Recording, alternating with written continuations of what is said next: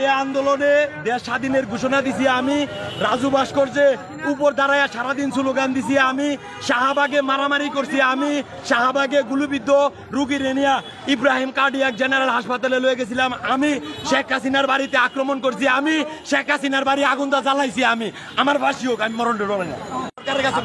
কেন মরতে যাচ্ছেন একটু বলেন। আমি মরতে চাইতেছি, ঢাকা মেডিকেল কলেজ একটা মানবিক জায়গা, যেখানে মানুষ বিপদগ্রস্ত অবস্থায় যায়, যেখানে মানুষ আল্লাহর পরে ডাক্তার করে বিশ্বাস করে যায়, অথচ কিছু নারকাটা মহাপরিচালক ওই জায়গায় বসায় রাখছে যে অমানবিক, যার আলগা দান্দা বন্ধ হয়ে যাওয়ার কারণে আমরা যারা আন্দোলন করছি আমাদের জন্য তার অতিরিক্ত ইনকাম বন্ধ হয়ে গেছে, এই জন্য তিনি আমাদেরকে শত্রু হিসেবে গণ্য করে।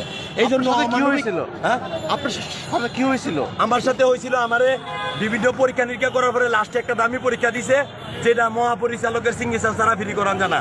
এই সিগনেচারের জন্য আমি ঘন্টার পর ঘন্টা বসে আসছিলাম, সর্বোপরি এক সময় তার কাছে যেয়ে পৌঁছাই, তিনি আমার সিগনেচার না করে দিয়া বলছে পূজার ছুটি শেষ হলে তুমি কমিটি গঠন করাইছে, কমিটির লোকে দেখা করবা। একজন মানুষ আহত হইলে তারপরে কুনহানো পূজার কমিটি, কুনহানো কমিটি হে দৌড়াইব, তাহলে হের কাছে যদি একটা মানুষ আহত হওয়া মানুষ ধরলাম আমি আন্দোলনকারী হিসাবে দিল না, একজন গরিব মানুষ তার কাছে যায় একটা পরীক্ষার কথা রিকোয়েস্ট করলে হ্যাঁ ফ্রি করতে পারে না, এই অমানবিক যে না করতে পারে ফ্রি একটা গরিব মানুষের, এরকম মহাপরিচালক ঢাকা মেডিকেলে দরকার নাই। আপনার অসুস্থতা কি হয়েছিল? আপনারা আপনি কোন কারণে গেছিলেন না? আমি আহত হয়েছিলাম, গেছি চিকিৎসাধীন অবস্থায় আছি, চিকিৎসা করাইতেছি।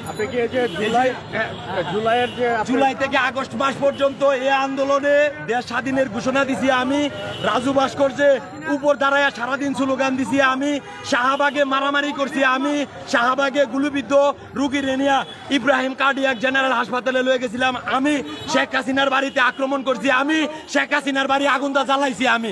আমার ফাঁসি হোক, আমি মরণ ডরে না। আমার কাছে প্রমাণ আছে। আপনার কি এখন মূল্যায়ন করে না? মূল্যায়ন করতেছে না? কোনো মূল্যায়ন চূল্যায়ন না। এরকম অমানবিক লোক ঢাকা মেডিকেল কলেজে থাকতে পারবে না। আমি বরং আমি ইউএসএআইডির কর্মী, আমার আল্লাহ যতটুকু দেয় আমি যথেষ্ট, কিন্তু এরকম অমানবিক লোক একটা মানবিক জায়গায় থাকতে পারে না। একটা প্রশ্ন, আপনি যেহেতু আন্দোলনে অগ্রণী ভাগে ছিলেন, এই যে যারা সমন্বয়ক তাদের নজরে কি আপনি? তাদের নজরে যাওয়ার জন্য আমি বহুতভাবে চেষ্টা করছি, তারা বড় হয়ে গেছে, তাদের কাছে যাওয়া সম্ভব না। আমি রাজুতে যাবো, 24 ঘন্টার আলটিমেটাম, 24 ঘন্টা পরে আমি ফাঁসি দেবো।